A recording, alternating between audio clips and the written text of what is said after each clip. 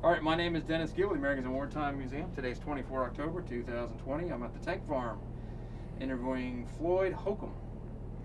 Sir, if you could tell us your name, where were you born, where'd you grow up, things like that. My name is Floyd Holcom. I was born and raised in Astoria, Oregon, which is the oldest American city west of the Rocky Mountains. I'm 56 years old, and I've been in the military for more than almost 40 years, 37 years. 37 years. Yeah. What prompted you to join the military? I joined the Army when I was 17 years old as a emancipated miner in Astoria, and I think I always wanted to, growing up during the Vietnam War, as a kid, you felt that you needed to give back to your country already, and so I knew I was going to join the Army, and I did. Yeah. Why the Army? That's a good question. My father was in the Navy, so I saw the movie The Green Berets, and I think that's kind of what I picked, and I ended up being one. Other members of your family that were military? You said your father. Yeah, my father, my son, my uncles. My daughter was going to go to Annapolis, but she blew out her knees, so she's going to college. But I'd say that I come from a very strong military family. So you joined the military. Did you have an idea this is what you wanted to do in the military, or it was just, I'm going to go in and figure it out when I get there? No, I knew exactly what I was going to do. As a matter of fact, I trained up before I joined the Army. I worked with the recruiter the entire junior and senior year, attended a lot of military events, and I pretty much planned and did exactly what I wanted to do in the Army. All right. And tell us about your training, basic training, and then... Well, I was lucky. In Oregon, they had a recruit training program for the National Guard, and so the Army had sent me to that prior to going to basic training. So, and of course, I was lucky enough to be honor graduate of that, and then by the time I got to basic training, I was the honor graduate of that, and that's kind of how it was in my entire military career. Gave 100%, 110% in everything I tried to do. So you go through basic training. Where was that? Yeah, the basic training was at Fort Leonard Wood, Missouri. It was at that time we had a one-station unit training, so if you were a combat engineer, you would basically do your basic and AIT at one time. And so it was an incredible program at Fort Leonard Wood during the winter. And so at that time, the Army and the engineers basically taught you everything that you needed to know to be a very strong engineer coming out of advanced individual training.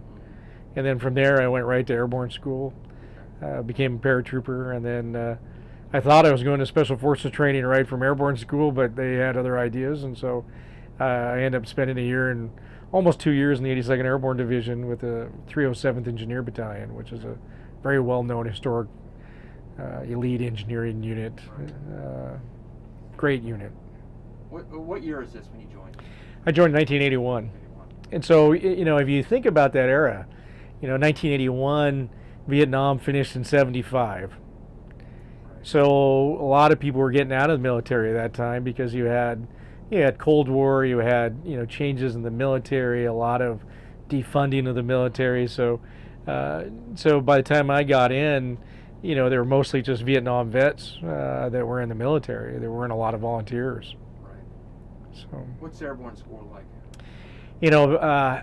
Much different than my son just went through 5 years ago. But airborne school was incredible. I mean, we ran in boots. We did extraneous PT. If you made it through the first week, you got to go to Tower Week.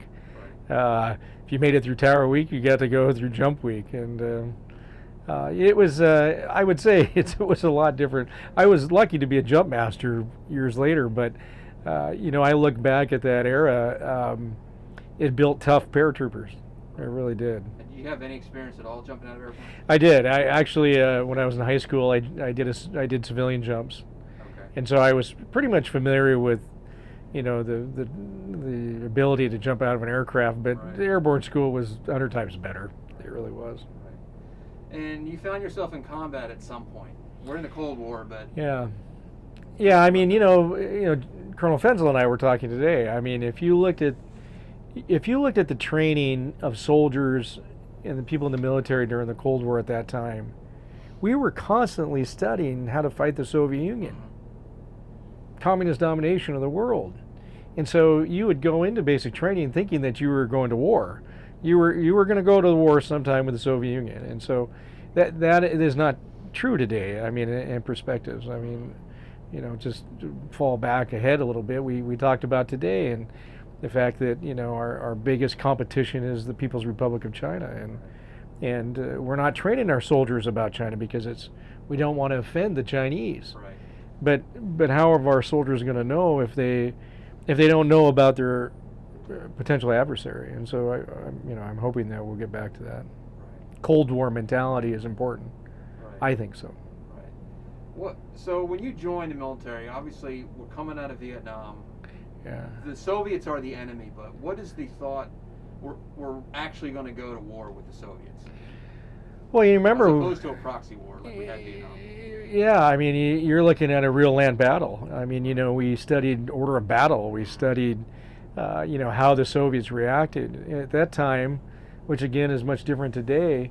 The Soviets feared our non-commissioned officer corps because they thought and were capable of operating independently. That's changed a lot in the military today. There's a lot of micromanagement. And so if you think about those days, the drill sergeants and the instructors were all about, hey, your squad may not necessarily all be here. So even though if you're a private or you're a private first class or you're a squad, you may have to take that leadership position. So leadership was taught right from the beginning. And that is critical, very critical today, I think, more so than probably the last, 18 years we've been in the Middle East. You found yourself in Grenada. Yeah. Tell us about that. So 307th Engineer Battalion, being a lifer, I was picked to go to the Special Forces demo course. So I was in the Special Forces Phase 2 demo course at the time Grenada was alerted. They extracted us out of the school, got us ready to go to Grenada, which was 37 years tomorrow. So the Special Forces School did not know that we were gone. There was 3 of us. Okay. And so they reported us AWOL, but we were headed to Grenada. And so that was interesting getting back. But, Grenada was the really first real event since Vietnam. And so there was a lot of testing, a lot of, retrospect. We lost more than we should have in Grenada. There were Cuban soldiers when we got there and the day of 25th October. But it was our first, and I think we were so trained that even though the resistance was pretty heavy on the first day and slightly on the second day, our unit, the 307th Engineers, was unique in a way that we were tasked right by the time that we got there. So some of the things I got to do, unfortunately, as an engineer, I was on a body detail, identifying casualties and burying enemy dead. We protected the 6 warehouses that contained most of the imported weapons that were supposed to supply, the Central America. And I think a lot of people don't realize that, they look at Grenada as a 3-day, 4-day, 5-day war, but strategically that was a really important step back then, because remember, we just came out of Vietnam. Our opponents had thought we were weak. America wasn't kind of like today, a lot of bickering. We had problems with, Jimmy Carter or disaster in Iran. Then we just had the 2 days prior to that, we had the big bombing in Lebanon.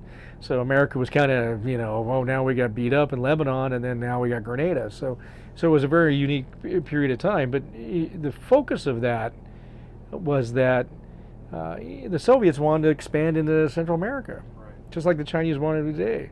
And so they were training and bringing in weapons into Central America. And so we stopped it. They built an airstrip that was longer than any airstrip in the region for their backfire bombers. And so we landed. We were supposed to jump into Grenada. The Rangers did. We were all suited up on the aircraft, and then the commander, the platoon sergeant, and leaders started saying, "Hey, take off your parachute, we're landing." And so we were the first aircraft that landed. Peeled off the back. The Rangers were fighting up on the hill. Jets were flying in. I mean, it was. I remember it well, like yesterday.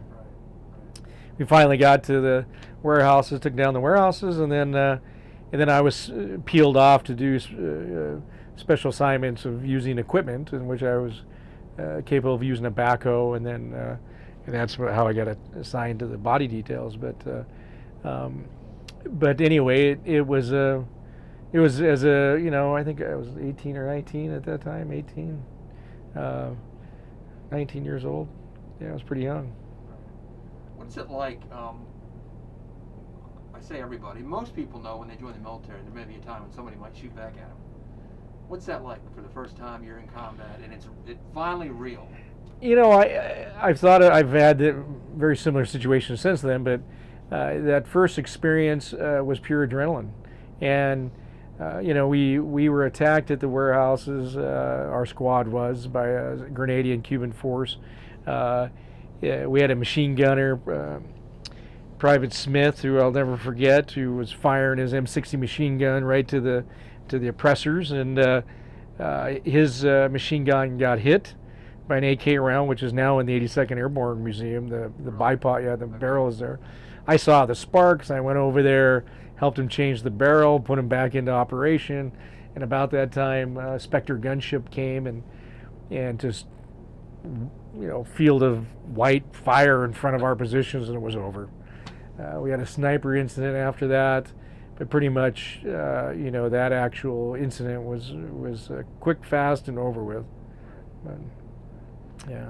What coming out of that, someone, you're 18, 19 years old. Are you thinking to yourself, I hope I never have to do that again, or I can't wait to do that again? I'd say in between. I mean, I think I was so ingrained to be a professional soldier. I think that I believe that was my life. And so when we got back from Grenada, when you're in the military, you do a lot of things. You do a different training to keep your eyes focused and your skills sharp. And so I had to wait for my orders to go to Special Forces training to start all over again. And when that finally arrived, I was already fit, trim, and focused on getting into Special Forces. Right. Are there lessons that you learned from that? From Grenada, yeah, there were a lot of lessons. There was chaos. Even I used those same lessons up until my last, activity to Iraq, which was, probably the biggest incident that we had. But those leadership skills will experience, or you just can't get them when you're training. You get those leadership skills when you're under pressure and under fire. I imagine there were a lot of senior NCOs that had Vietnam experience. Oh yeah, that's so much. What did those bring to the table? Those guys. Those guys were valuable. I mean, we thought probably how guys think of us today as the old guys, but they were hard. They focused your attention. I just told a story the other day about shining boots. I said, that they don't shine boots in the military anymore.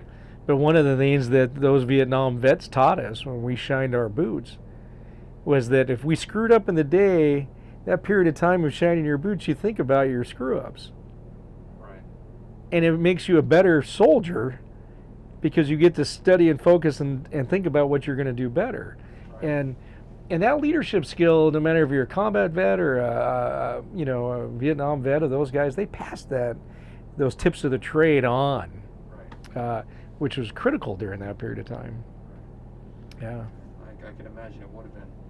So where do you go from there? You go back to training? Yeah, from that time, I of course was selected for Special Forces and entered the Special Forces training program.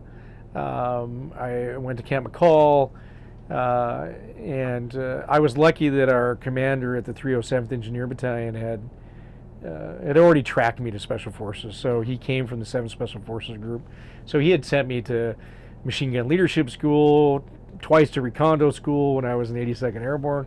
So by the time I got to Phase 1 in Special Forces and pre-phase, I was at the best shape I ever was in my life, and I was ready for it. And so, the Special Forces training was hard, but one thing I'll point out to you, since someday my ancestors will read this, the things that was going through my mind, the attrition rate was very high. Extremely high. I think we started off with 125 people in our class. 25 of us actually graduated, filled in with, the medics coming from different programs. But the actual class of ours, I think, was 25, and so that's a huge attrition rate. And so, you come that far, you're not going to fail. At least in my mind, it wasn't. And so, I would be running with a 60-pound ruck, in Camp McCall, short guy, small legs.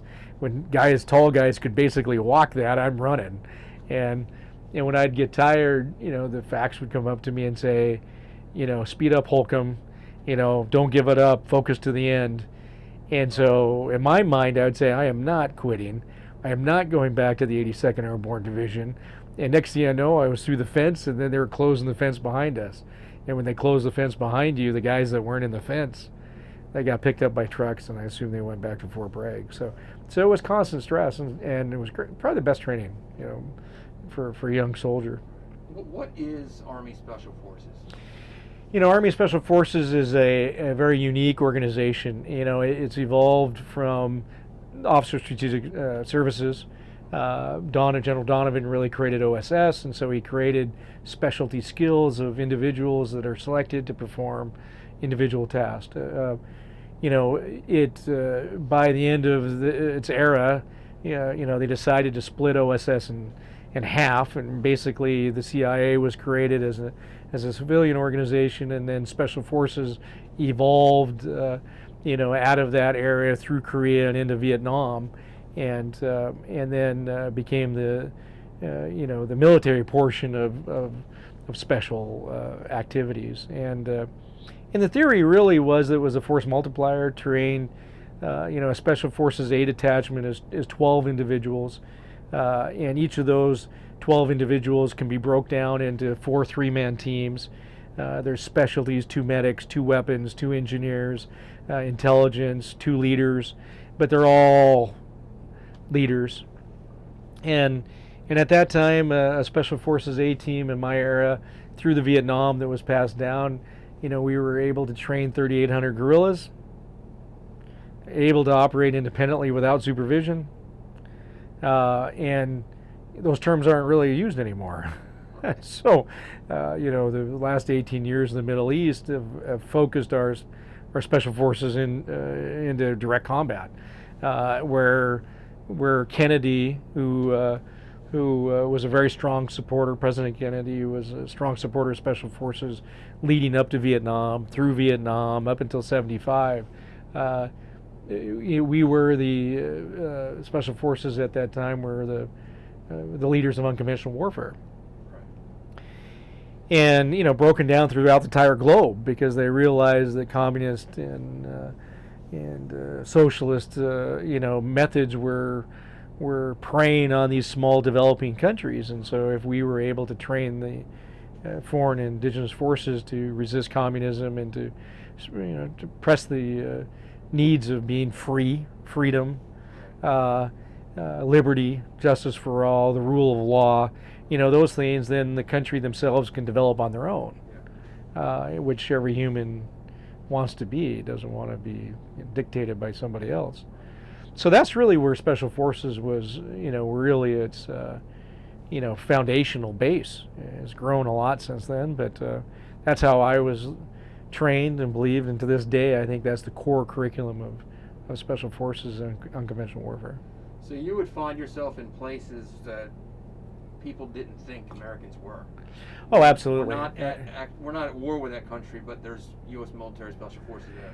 Yeah, we created military mobile training teams. We created, as part of our special forces, once I graduated from the Special Forces program and got my Green Beret, I was lucky to be a support for the organization called Delta, and so I got to go to go through that training At the time they had a selection process, but when I was after graduating from the Special Forces course, my time at Delta was only about 5 months, and there was going through some very challenging times, and so there were a lot of investigations, a lot of Cold War. People do stupid things when there's no war going on, and so they were suffering. That organization was suffering, and there was rumors it was going to be disbanded. And so, for me at that time in the military, my squadron sergeant major came up to me and said, Holcom, you're up on levy. You can stay here and go to jail with us, or you can go to that new group. And I said, Sergeant Major, what group is that? And he says, well, our 1st Special Forces group is being reopened up in Fort Lewis, Washington. And I said, well, that's right next to home.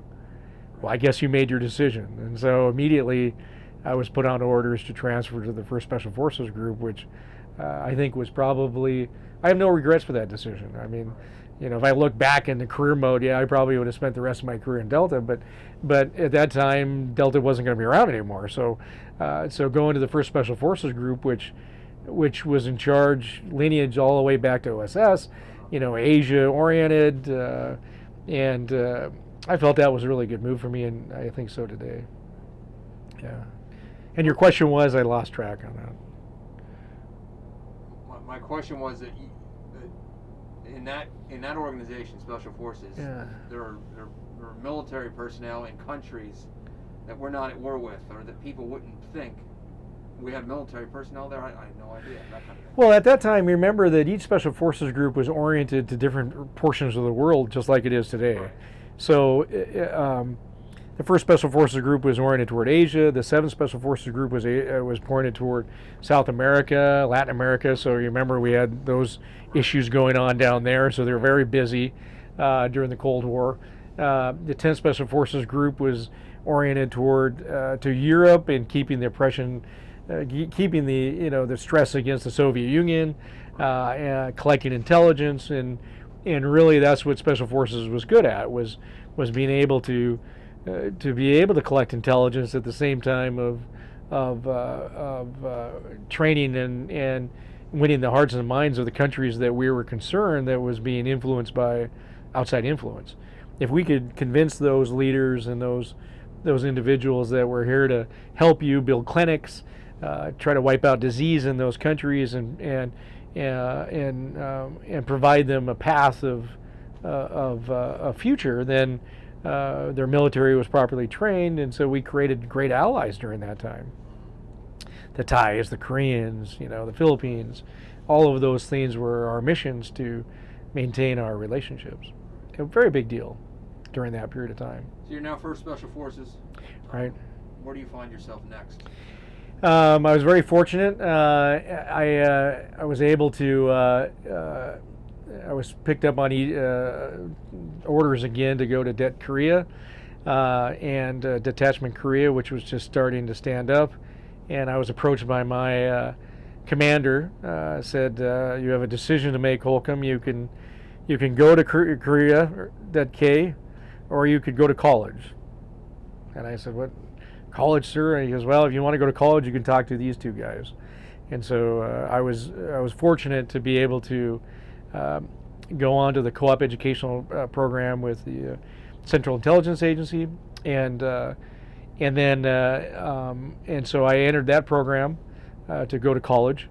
At the same time, I was transferred to the 12th Special Forces Group, which was a reserve unit. And so what I quickly found out was that the Army didn't want to lose all this talent.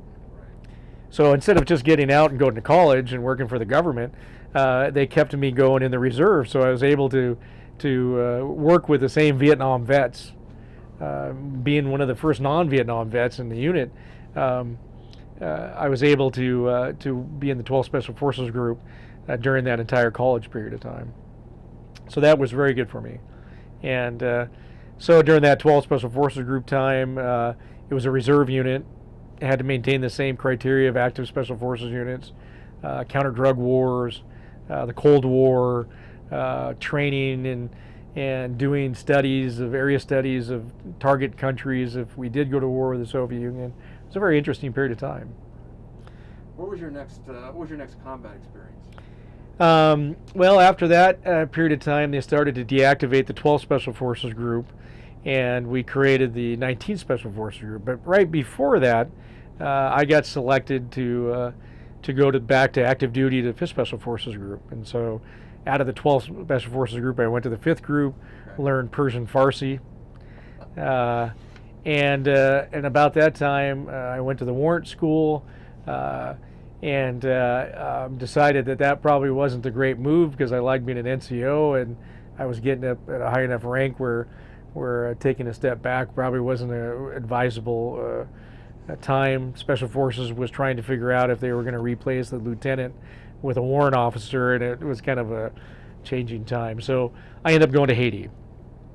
And so I was very fortunate to be a part of a select group of guys that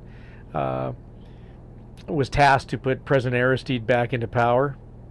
So I was able to perform that duty, and that was the next real pretty combative activity. We had to kick Cedras out of Haiti, send him to Panama, occupy the palace, train the bodyguards of the Haitian bodyguards for President Aristide, which I was in charge of. And so we trained those bodyguards, and then when that task was over with, then I went back to the 19th Special Forces Group, which was kind of like the 12th Special Forces Group. But what happened was Waco happened in the middle of that, and Waco was an incident where our government blew up a hideout of extremists in Texas, and that changed the reserves, because there's a law called posse comitatus. Active federal troops can't perform assistance to your own police force, but we were already doing that through the counter-drug wars, and so I think Congress determined at that time that we would dissolve the reserve special forces and put all those guys like myself into the National Guard, which none of us knew what the heck the National Guard was. And to this day, I don't really understand the National Guard. So they created a Special Forces unit into the Washington National Guard.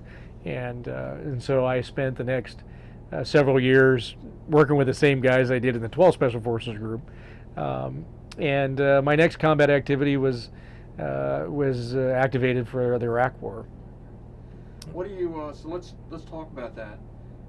You hear about Iraq invading Kuwait. Yeah. How soon after that, before you guys realized we're going? Well, so you're talking about the first Iraq War. Right. I was in the second Iraq War, and so even though I was getting ready for the Iraq War, the first Iraq War with the 5th Special Forces Group, I never went to that combat activity like John Fenzel did. I went to the second Iraq War, which started in 2003. Right. So, there's a 10-year gap there, but. Well, let's talk about that. Let's talk about 9/11. Yeah. So that changed the world. Right. I mean, in 5th Group, we were training for this.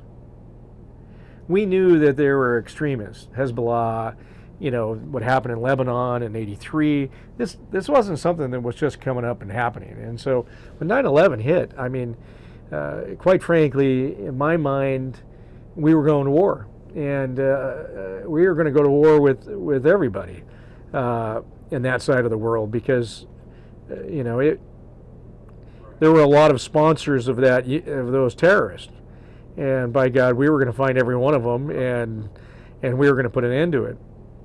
What a lot of people don't know is that when we sent our Special Forces, 5th Group sent, for the Afghan War, we were all training already for the Iraq War. So the Army was really, at my level as a senior leader at that time on a Special Forces A team, we were already planning to conduct operations throughout the Middle East, not only in Afghanistan, but Iraq. We were worried about Iran. We were worried about Syria. We were worried about, all of those Muslim nations receiving, it was going to be World War III. Right.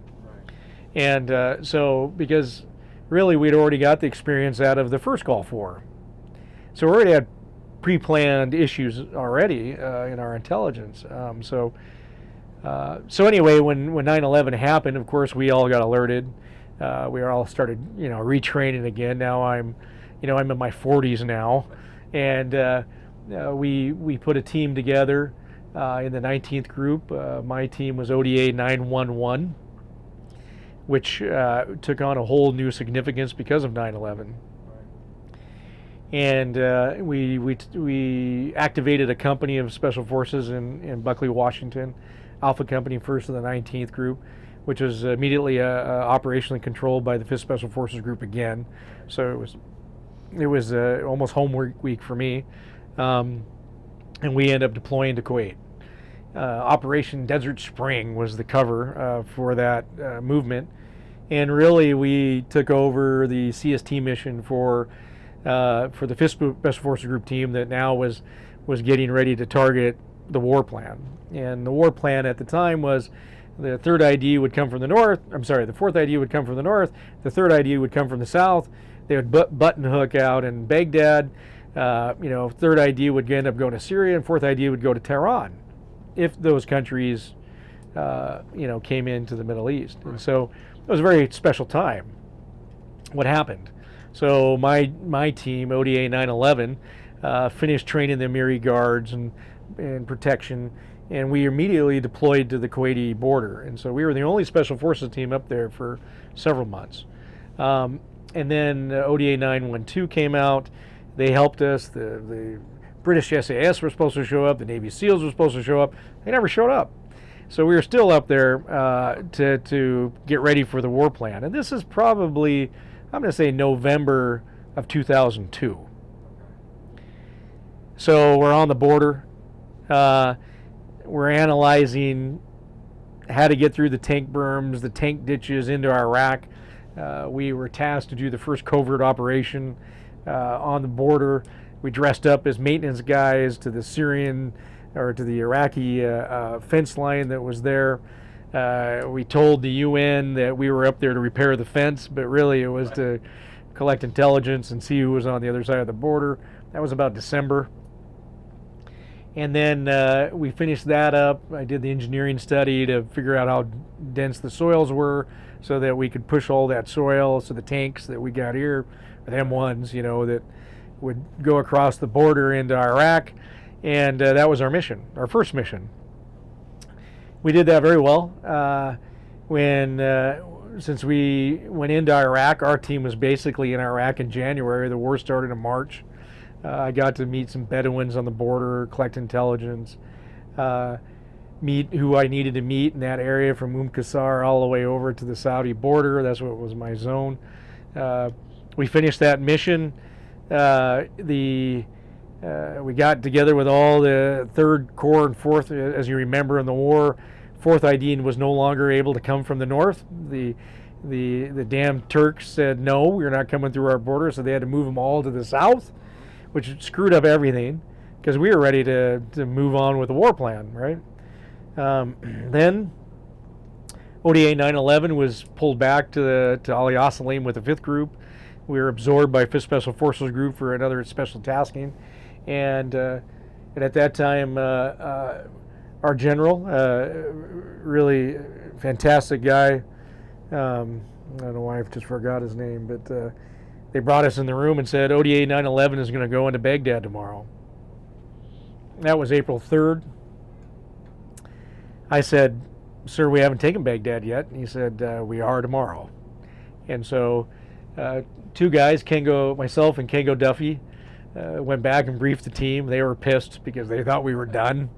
And I told them we were going into Baghdad tomorrow to get the vehicles ready. So Kengo and I volunteered to be the first C-130 into Baghdad, or Saddam International Airport, which we were. And we loaded up that C-130. The C-130 that came back from its intel run of dropping supplies into Baghdad was shot up. So the crew was telling us, you see these holes in the side of the C-130. And so that was kind of like, are we going to make it to Baghdad? And so Kengo and I that night infiltrated Baghdad, flying up the Euphrates River, launching flares off the damn C-130. The Rangers took down the airstrip almost reminded me of Grenada, Right. but landed that C-130, and Kango and I busted out the doors of the C-130 and linked up with the Rangers in Delta that had taken down the airstrip. So we were the first air landing plane in ODA 9/11. Now, imagine you're a combat commander. You got General Tommy Franks, and you got all the generals in this little cupola room. Right. Just before we launched, my team commander and I went there for the brief. And the reason why I'm telling you this story, because I think it's important for the future. When we went into that room, imagine, if you will, a whole mission control center, big screens against this wall, the whole war plan is up on the wall, thousands, but there are a bunch of kids playing on their laptops. They're playing video games. So here we are walking up to give the brief to Tommy Franks and the generals. And we're looking down at all these laptops and these kids. And my team leader, Mike Chernauskas, who was my best friend, looked at me and he said, "Are we going to win this war? Are we going to win this war?" That was February 28th. Nobody was ready yet. Nobody was ready. So when we were the eyes and ears for the generals up at the front border, so we had to tell them what we saw, what we didn't like. So I told the general, I said, "Sir, the Marines are supposed to be here 3 days ago. The British SAA is supposed to be here a week ago. Nobody's here. It's just us." And they were all surprised. And then they started to argue. Pure chaos inside that. That's enough, gentlemen. Thank you very much. And so we got out. We left. And then Mike looked at me again. He said, "Are we going to win this war?" So anyway, going into Baghdad was an accomplishment, because we didn't know if we were going to get that far or not, because it was pure chaos. We got to Baghdad.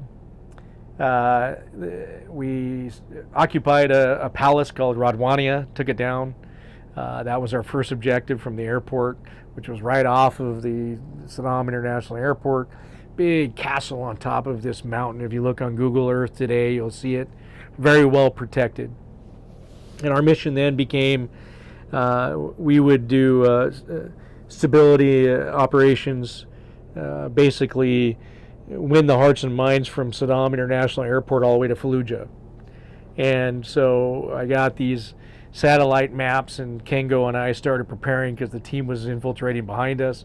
Once the team got into Baghdad and up to Radwania, they were surprised that we had already had this scene all set up for us, and bombs are going off. I mean, Baghdad's going down, and so by that time we were pretty used to the bombs and stuff going off, because on the border of Kuwait on that first mission, the Scuds would go. The Iraqis were launching Scuds into Kuwait, and we didn't know if they had chemical weapons on them. So, we would get in our masks every time my Scud launcher beeper would go off. So everybody would be putting on their masks. Well, it was chaos. We didn't know if they had chemical weapons. We didn't know what they had. And after a while, you'd wake up with your mask on. It was chaos. So when we got to Baghdad, we're seeing Scuds launch. And we're seeing bombers come in and blow things up. And right from the top of the palace. And it was this bird's eye view. I mean, it was... the entire city was being taken down, and they'll learn in history which units invaded Baghdad. But for us, a special forces team has to integrate with all of those units.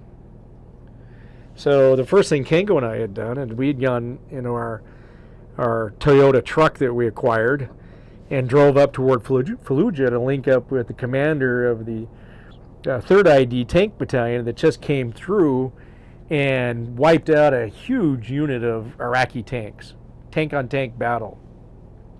So we had to give a bomb damage assessment of, what was destroyed. And so, things are still burning, the units have flown through, and so we linked up with a guy, the commander of a unit of the 3rd Infantry Division up in Fallujah. And other reason why I tell you this story, because you can now start to see the mindset between special forces and a conventional unit.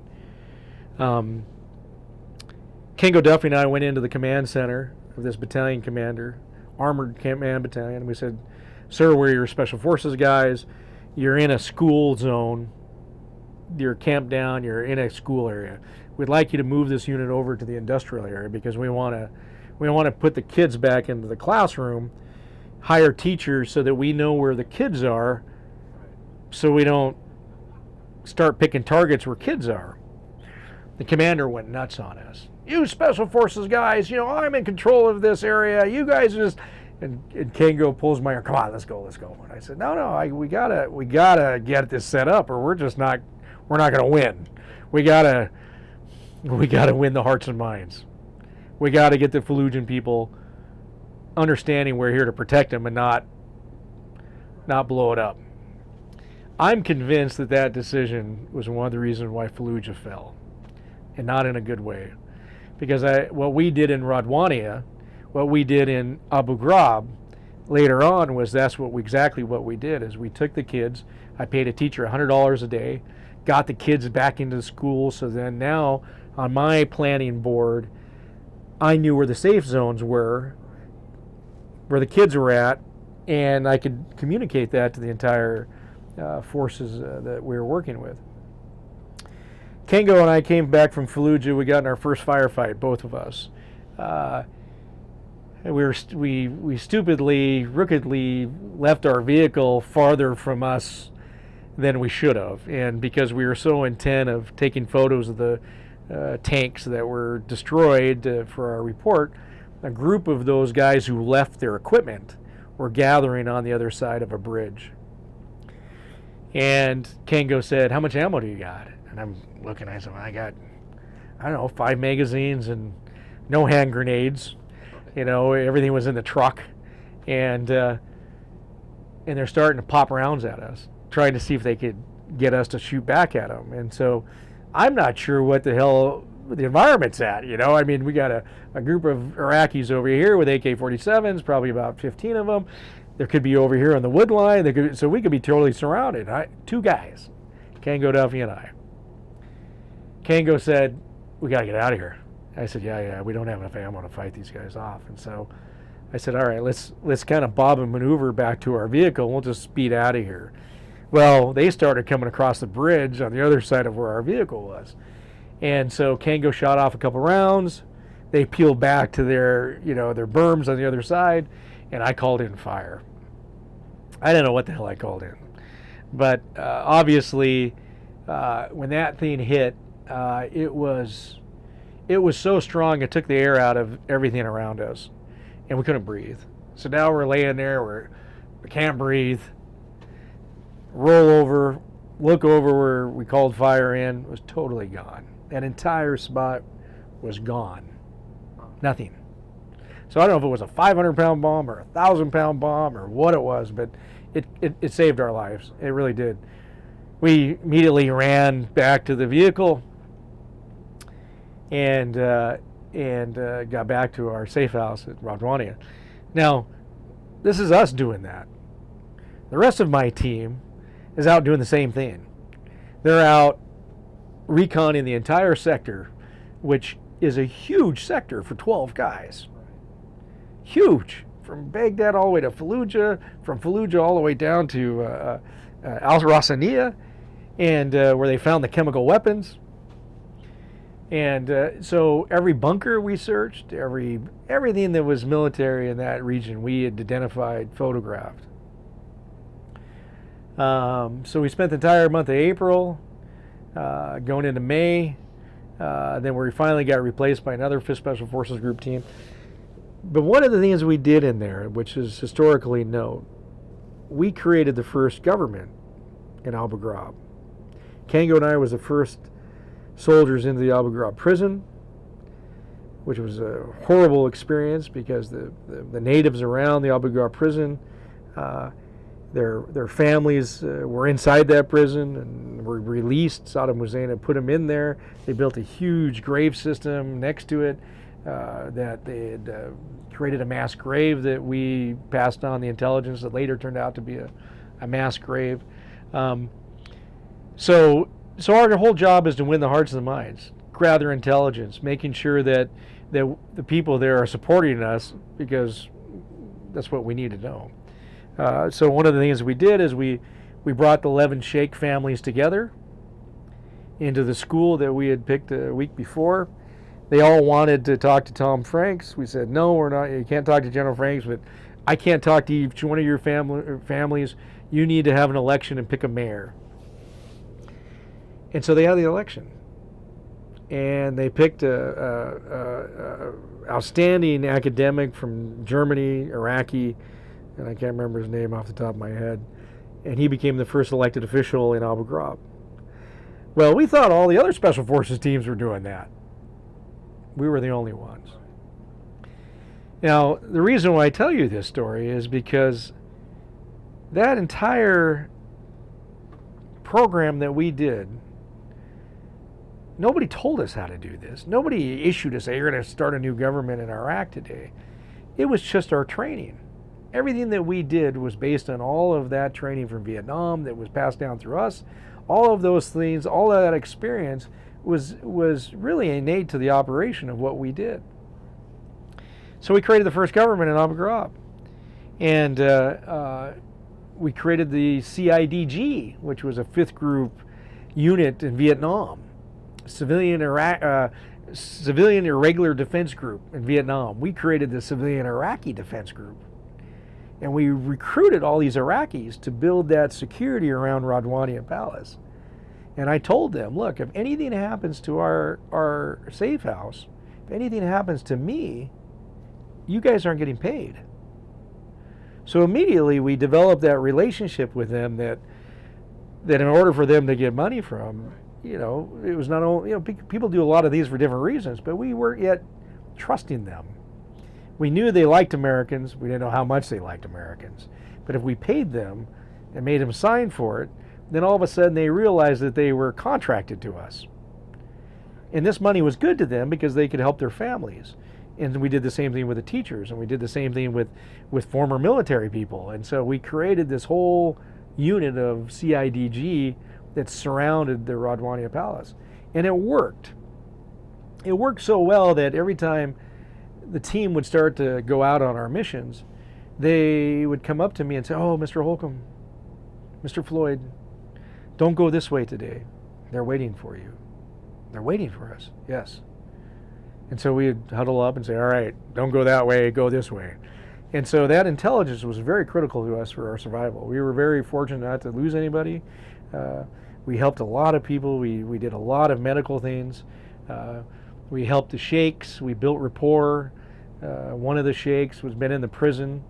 One of the sheikhs, which was really important to mention, each of those sheikhs had family expertise in Iraq at that time.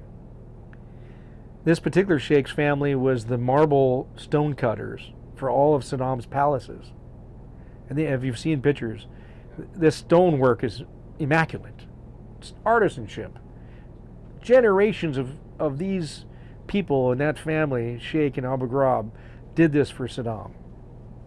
He told me directly through my interpreter that I had to go see Saddam Hussein because every family person I had assigned to build his castle were killed. And I was losing the best of my family. This is what he was telling me. And I think that's what's important to understand in that lesson, is that here was Saddam Hussein, he was so worried about his security of his palaces, he was killing off his workers. He was killing off the best and the brightest of his artisans. And so this sheikh went to tell him, immediately Saddam Hussein put him in prison. And so once the prison broke out, he hid with his sheikhs. And so for him to come and introduce himself to us and tell us his story immediately meant that we had built rapport. Right. And that is so critical for a special forces team. The survival. There's no other organization out there in the world that does this. You couldn't take a Chinese unit to do this. They threaten, you're either going to help us or we'll kill you. Humans don't think that way. And so to your earlier question, what's so different about Special Forces? That is the fine tune of what Special Forces is being able to look you in the eye and say, hey, I'm here just like you are, and we're going to get through this together. So that was a very, very good time for us. I mean, we made it all back safe, and we were able to create the first democracy in Iraq, and unfortunately, after that, it wasn't so successful as history foretells. Then they asked me to go back to active duty again after the Philippines, and I decided at that time I was getting a little long in the tooth, and to go back to Afghanistan, I wouldn't want to go back there and not be a team member. I could have gone back as an operations sergeant, I could have gone back as a sergeant major, I could have been, in a different position, but my whole entire life had been a soldier on the ground fighting. And to not do that wasn't good for me. I don't think I could have done it. And so I made the decision in 2007 to go ahead and put in my retirement packet, and then I was convinced to join the Gray Army Reserve and not retire yet. So I don't really officially get to retire until I turn 59, I think is when I was, and I'm 56 now. But I was a contractor. I sent guys back to Afghanistan. We had a contract. I'm still a defense contractor. I still support training Special Forces. We train the intelligence program. So we have a contract for that. And so I get to keep my hands into it, and I get to see the young kids that's coming through Special Forces now. And I get to tell them how important it is to the whole reason why those countries out there want to work with Americans is because you have to convince them, you have to educate them, you have to tell them why liberty, freedom, and of justice is. Otherwise, you're just another clog in the wheel blowing up their country. Or you gotta make them want to save their country, and that's why I do what I do today. You hear a lot of people talk about countries like Iraq, Afghanistan.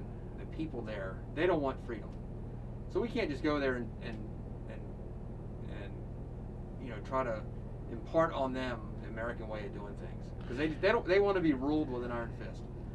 Is that true, or No, everybody wants freedom? Every single human being inside of them realizes the difference between oppression, freedom, and you learn to be beaten. I guess, if you're a battered family, let's take the battered housewife issue. After a while, she thinks that's what she is learned to do. But if she was taught the fact that, no, you don't have to put up with that you in fact are free, that you get to make your own decisions, it's going to be a different outcome. Divorce, whatever, to break away from that. And if you look at the standard human in all the countries of the world, they all want to be free. They all want to be able to make their own decisions. They want to be able to know if they can get up in the morning and breathe freely or not, right? Those basic human instincts. And so I think it's important to dismiss that kind of talk, because if you can get people in to explain to them and show them that they're free. I mean, if I look back at Abu Ghraib, this is before the prison incident, which destroyed everything we did good. As an example, we were feeding the kids, we were fixing the fire trucks, we were training the community, we were building community, we were getting the citizens of their community proud in their community again. They were starting to sweep the streets, they were starting to work on their own. Nobody told them to do that. Nobody forced them to do that. Nobody said, this is what you're going to do or we'll shoot you. And to me, that experiment alone displaces everything that they try to say. And I see it, are we going to win this war? 18 years. 18 years this year, since we started. And we're now pulling troops out of Afghanistan. Could we have done things different in Afghanistan? I think so. I think, I criticize my own organization because we're taught to be able to, as NCOs, to find the right path. I see the Special Forces teams coming out of Afghanistan now. I've had actual Special Forces guys come to me and say, Sergeant Major, I want to talk to you about unconventional warfare. Like it's a foreign term. Right. And I look at them and I say, what, you're the team sergeant, you're the team leader, right? Yes. What's your background? Well, we just came back from Afghanistan killing people. Oh, you came back from Afghanistan killing people. And I don't think we have time for this unconventional warfare training. So we've created door-kicking teams now, the DA teams, and we were trying to dispel that in the beginning of the war in Iraq. We wouldn't wear helmets intentionally. We would have our weapons slung and our weapons on guard when we went to the populace. Yes, was it dangerous? Yes, you damn right it was. They could have shot us right there. But they didn't. We went to them as a human to human and said, we're here to help you. We're here to help you. And I think if they would have done that in Afghanistan a little bit more, then we may have had a different path. And I'm not saying that what happened is highly critical of those. I mean, there's been a lot of battles. The Taliban is still at it. But I think the original premise of Special Forces is to be able to train 3,800 guerrillas. And I think that's what we should have focused on a little bit more. Train those hearts and minds. Train those, maybe call them warlords or whatever, against the Taliban. To train those 3,800 guys, to develop a rapport, trust, and get in there, I think might have been another solution to what occurred in the last 18 years. How do you think your wartime experiences affected your life? I own a business. I own 6 companies. I own a very large property in Astoria, Oregon called Pier 39, where Bumblebee Seafood started in 1893. And so there's a big history of my cannery was built in 1875. There isn't anything I do in my normal businesses and my consulting that has not had a strong base of the military, of my training in Special Forces. And I tell that in transitionary guys today that are coming out of the military and the Army and Special Forces, and says, look, you could go to college like I did, you can go get your MBA, you can do all these advanced studies, but if you think about your decision-making process, if you think about how you treat other individuals and your relationships, you learn that in Special Forces. And use that every day, you're going to be 10 times faster and quicker and more successful than the other person. And today it's hard to explain that to people, to the soldiers coming out. There's an instant gratification mentality going on. There's this, with the cell phones and the apps and the things that's going on. I gave a speech the other day that I said, look, I think Special Forces is the Jedi Knights of our military. And they're like, well, Star Wars, what are you talking about? I said, no, the philosophy of the Jedi Knight. The fact that we're here to maintain stability of life and our universe. And if we don't have advisors doing that, but now we're getting kicked off into the wood lines, and we're becoming, what do you call, chief wisdom officers more than combatives. So, but I think the pendulum's starting to swing back. I do see the commanders now. John gets it. A lot of commanders who, during his era, my era, are influencing the new commanders in our military today. That look, we got to get ready for the Cold War. The great power competition is here, if you like it or not. We've been distracted with the Middle East. Yes, we did a great job. We could have done a better job, but we've done a good job. And now we need to start thinking globally, acting locally, and start getting back into our foundational basis, and prevent global communism from raising its ugly head again. And it is.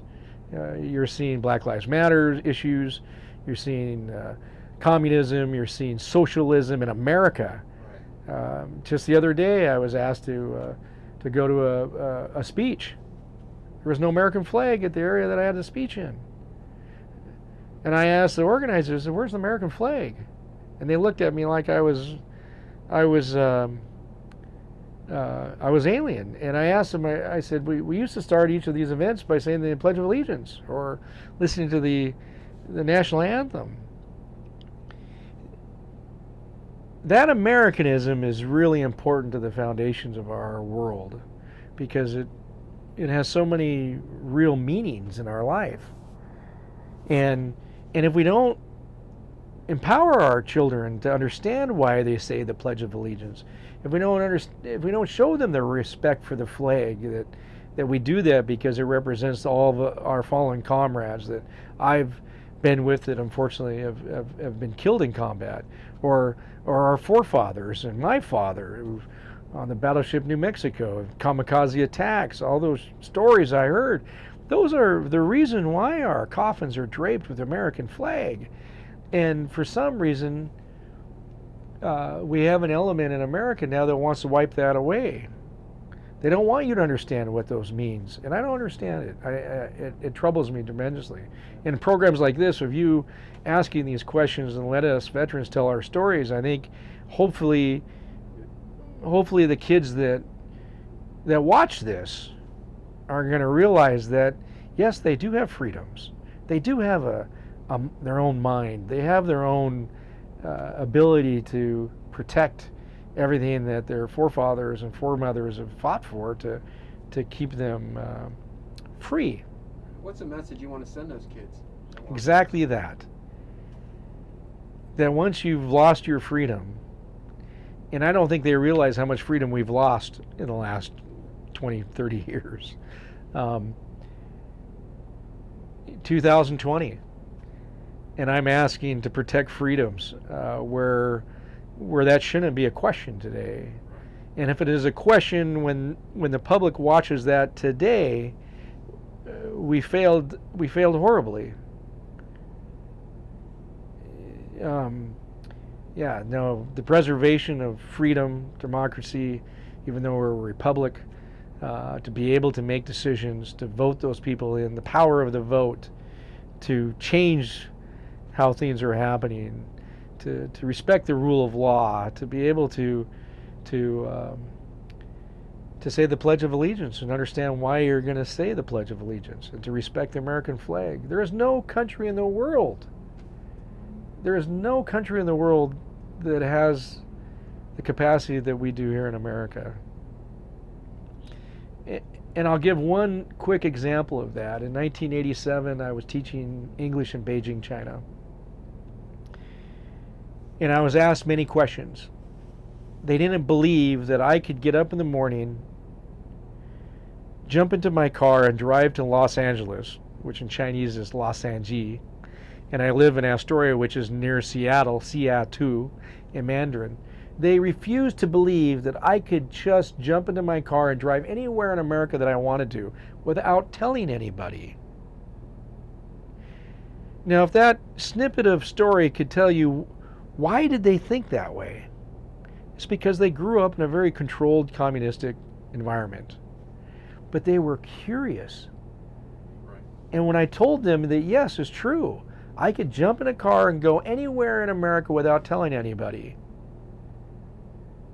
they wouldn't believe me, because they have to do trip permits. They have to get permission. They just can't go anywhere without telling somebody they're going somewhere. And if you can jump in your car and your plane or whatever is out there in the 100 years future from now and not tell anybody and just do what you want to do, go to the streams, climb the mountains without telling anybody, that is liberty. That is freedom. And that's what everybody should be able to do without checking in with anybody. And so if they lost that, when they view these things, whenever the future ails, we failed. And we can't let that happen. We cannot let that happen. Well, on behalf of the Americans in Wartime Museum, I thank you for your Thank service you. to this great country. Thank you And very I much. Thank you for sitting down and telling your story. It's very Thank important, you. as you know. Absolutely. To get these stories captured. And I hope you get a lot more. I really do. Thank you very much for your Thank you. time.